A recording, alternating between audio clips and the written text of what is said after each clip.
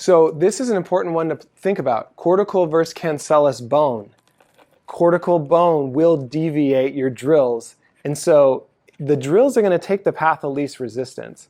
So if you've got a border where cortical bone meets cancellous bone and you have it on your cone beam and you're planning that osteotomy and you put your implant right on the transition line between cortical to cancellous bone and you're like, I'm going to drill right down that border. That's where my implant's going to be. It's like, probably not. It's going to deviate to the side and kind of come into the cancellous bone.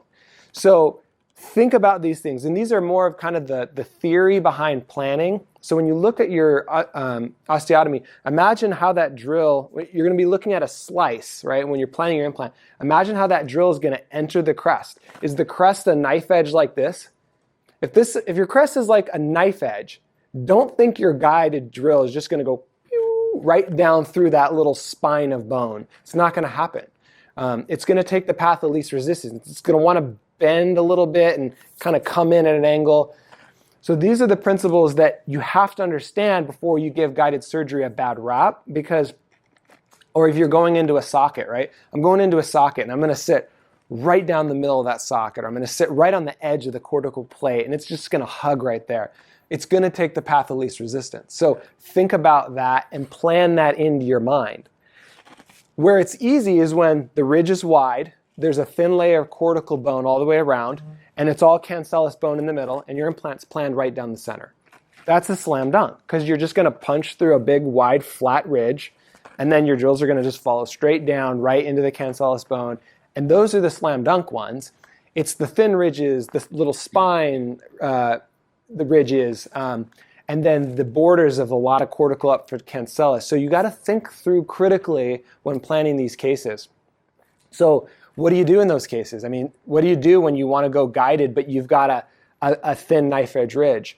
Well, what could we do? We could flatten that down a little bit. Maybe that's the right approach. Maybe the right approach is to not put the guide on, take a round burr, just like you were freehand, and punch a round burr hole right through that spine where you have a lot of tactile control, and you go down and you kind of start freehanded. Well, now when you put your guide on and your first initial drill, now the path of least resistance is actually through your round burr hole that you've created.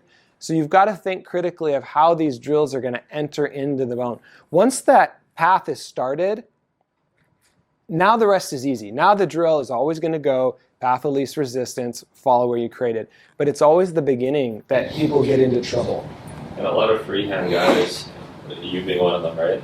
A lot of the argument is, I can feel the bone, I can feel what the drill is doing, I can position my implant how I want it to go. You actually start developing, guided surgery has a feel too. The guys doing guided, it's a different feel than freehand.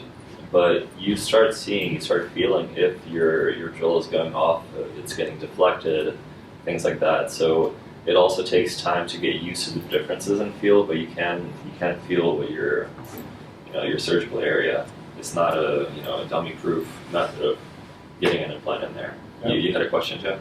Yeah, but is it because of the thickness of the guide one that you flap it? It's all flapless, right? No, it's not all flapless.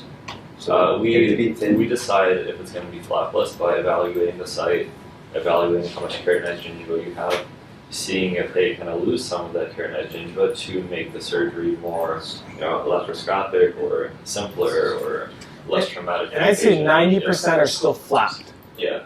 So it's not a decision whether you're flap or flapless based on whether you use a guide. It's more of a how much keratinized tissue is there. Well, 90% of the time there is none.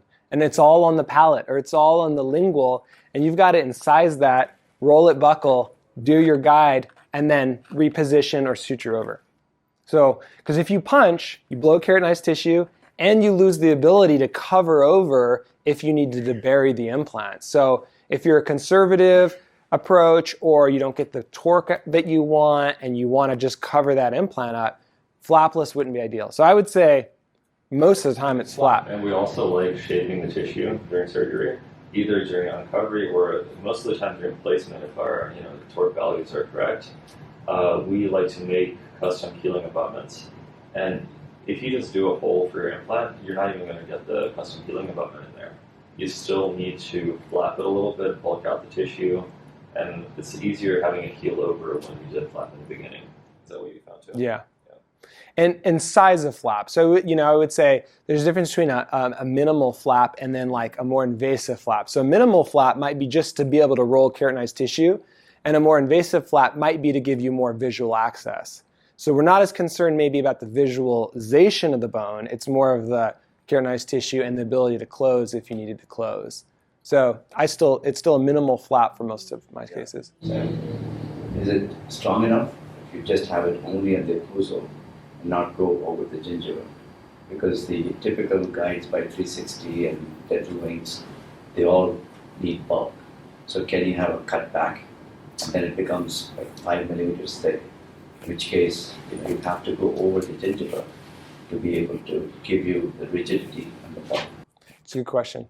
Yeah, so most of the cases, I would just plan them to run right along all the teeth. And generally, the flap is immobile enough that usually how I do is I'll kind of pull back the flap and then just snap the guide on. And the guide will push the flap to the buccal on the outside, and it'll actually act as like a retraction mechanism.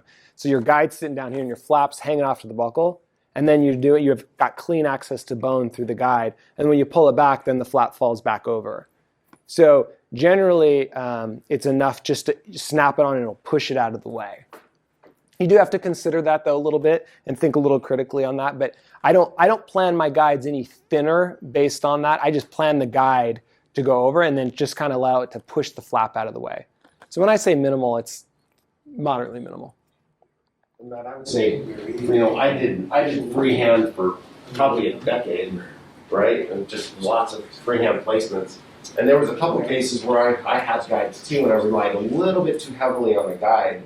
Thinking, oh, cool, I got a guide, I got the median molar, right? And I've got to go right down that furcal bone, or I've got a thin ridge that I'm putting 3 O's in, and I trusted the guide too much, just to go right into that ridge or right into that furcal bone, and I got burned on it, right? It deviates. You think it's not intuitive. You think if you have a guided drill and a surgical guide, it'll go right where you tell it to go, but that's not always the case. If you've got a really thin ridge or a furcal bone, it'll deviate. So I found myself having to take it off because I still like my freehand sense, right? To trust the guide's been harder for me, I think, because I did it so long freehand. So I'll start the osteotomy in the molar and just see it right in my furcal bone because I know I can freehand right where I want it. Then once it's started, and then I'll do a drill or two, then I'll take the guide off to confirm that it's actually in the right place. So I would tell you guys, do your first drill, pull it off, and make sure you're seeing it bite where you want it to bite.